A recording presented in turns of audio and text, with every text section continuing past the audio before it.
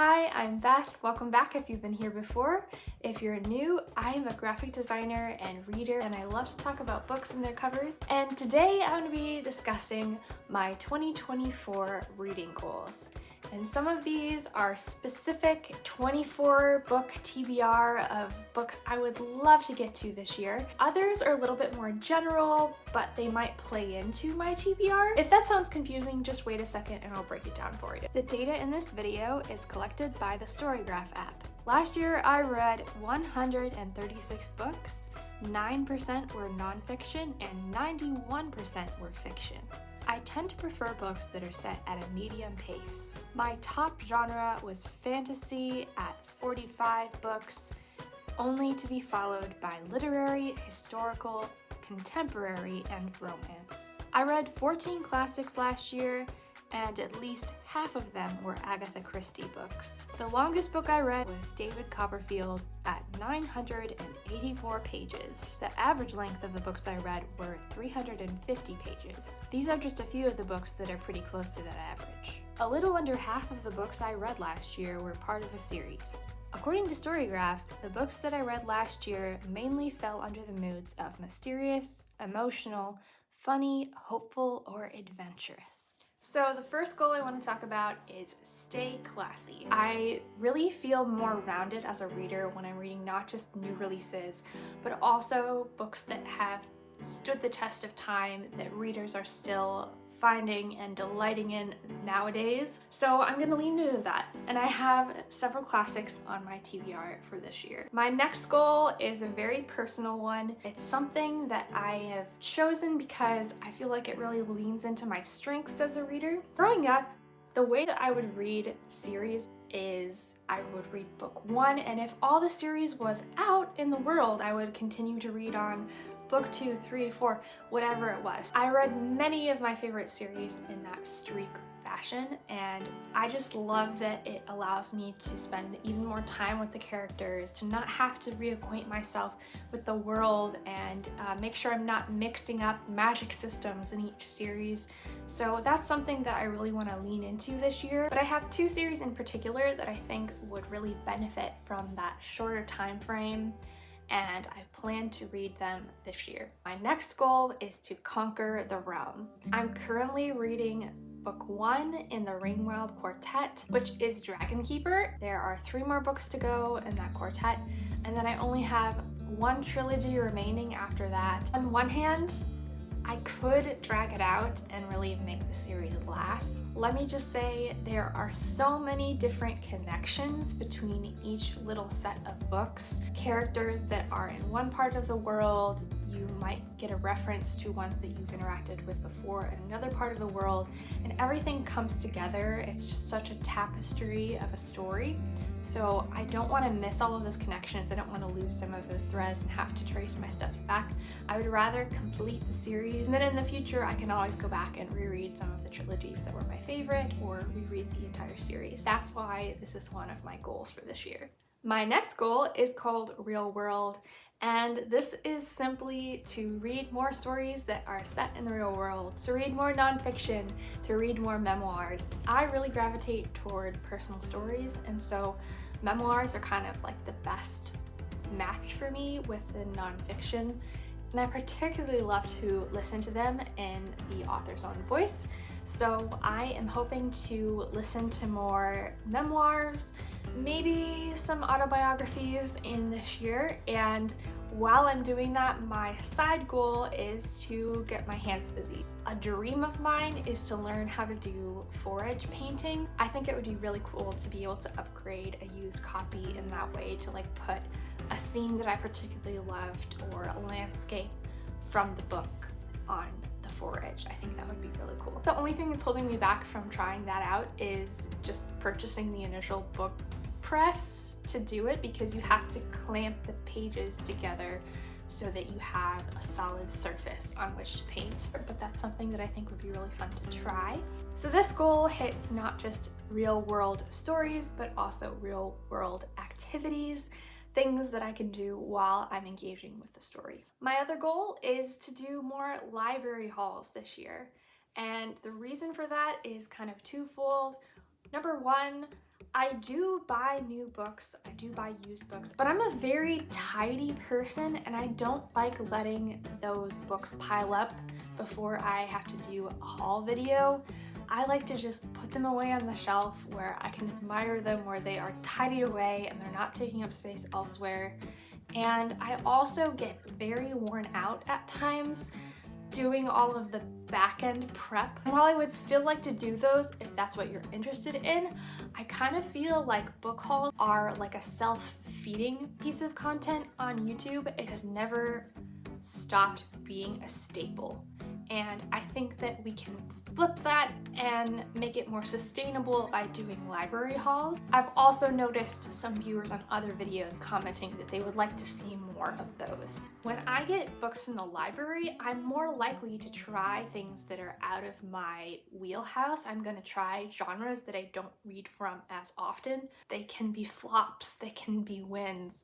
So I'm gonna do my best. Let's hit the books. I didn't sort these in any particular order. I actually just made aesthetically pleasing piles, but I will let you know which books are matched to which goals as I talk about them. First off, I have a very nice blue, green, and orange pile. Everything I Never Told You by Celeste Ng. I Who Have Never Known Men by Jacqueline Hartman. Know My Name by Chanel Miller. And The Spear Cuts Through Water by Simon Jimenez. One memoir, one nonfiction that I would like to read, a real world story. A couple books that are kind of in the read it or unhaul it category for me. They've been on my shelf for a while and I'm still eager to read them, but I don't know if I'm going to love them. So I want to make sure I give them a read this year. This one in particular has been very successful with some of my favorite booktubers. I've heard that this has a lot to say about storytelling, and just the way that this book is composed is kind of like a story within a story within a story, and I'm looking forward to diving into that. A blue, a light gray, and some soft yellow and purple. Mothership by Francesca Segal. The Other Bennet Sister by Janice Hadlow. And Great Expectations by Charles Dickens. I read David Copperfield last year, and so I'm looking forward to reading a little bit more Dickens this year. While not a classic, The Other Bennet Sister is a Pride and Prejudice retelling from the perspective of Mary Bennet. It's been on my shelf the longest according to Storygraph, so I think I should probably give it a read this year. One real life story and a classic. A fun fact from the science of color theory: the color red actually makes your heart rate speed up a little bit, and this pile definitely accomplishes that. This stack makes me a little bit nervous. Eric Fosnes Hansen's Lobster Life, Agnes Grey by Anne Bronte, The Angel's Game by Carlos Ruiz Zafón, and War and Peace by Leo Tolstoy. This is a classic, and it is one of the books that I definitely want to read this year. One of the two series that I want to read through this year is The Cemetery of Forgotten Books, and Angel's Game is book 2. I read The Shadow of the Wind last year, and while there were some things that I was not jazzed about in the content, overall the writing was very beautiful, and I want to continue with the series and see if I fare a little better with the rest of it. I've heard that you can read this in any order, but I personally am choosing to read it in publication order. Another classic is Agnes Grey. This is a pretty short one,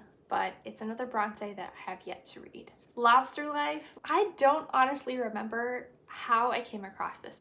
Maybe a wild card on Storygraph or something, and set in a hotel. We're following kind of an eclectic cast of characters. So I'm wondering if maybe My Success with What You Can See From Here by Mariana Lakey maybe gravitated me toward this type of recommendation. It is a translated fiction, and it's one of the least rated books on Storygraph, so I'm wondering how I'm going to fare with this one, honestly. Next, I have a Sunshine and Shadow pile, and the start of this is The Remains of the Day by Kazuo Ishiguro, Stardust by Neil Gaiman, Mrs. Dalloway by Virginia Woolf, and Jonathan Strange and Mr. Norrell by Susanna Clarke.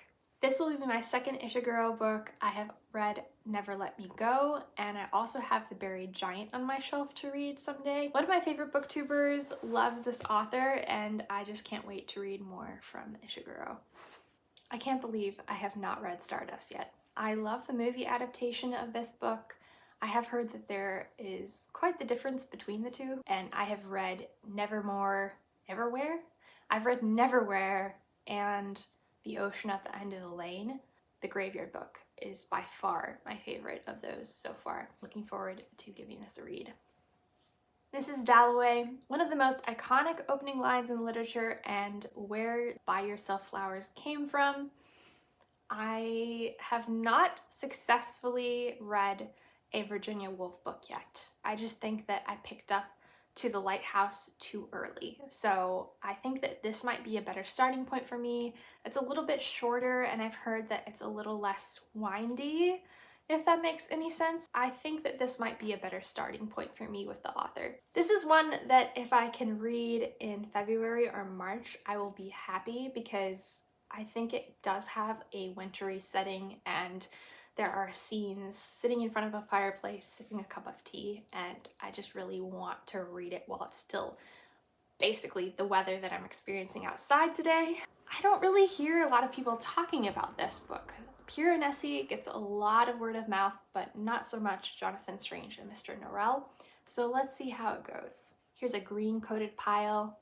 I have I Capture the Castle by Dodie Smith, A Tree Grows in Brooklyn by Betty Smith, and The Illumination of Ursula Flight by Anna Marie Crowhurst. This is another classic. I've seen so many different editions of this book on the internet, but I have not heard anyone talk about this book. So I'm very intrigued. It's kind of a mysterious book from what I can tell. We're set in a mansion or castle of some sort and we have a young 17-year-old narrator. A Tree Grows in Brooklyn is actually one of my all-time favorite books. I think it's been at least 7 years since I reread this book, and because it's a coming-of-age story, I'm looking forward to reading it through the lens of not just who I used to be when I read this book and loved it, but also where I am currently in life, what I think of it now.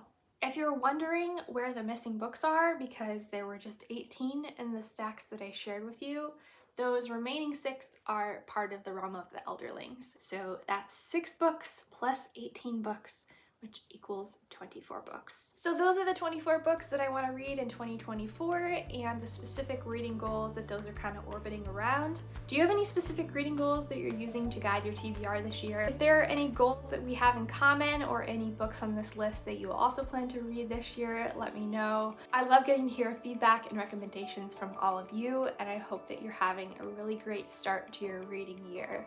I will see you in another video soon.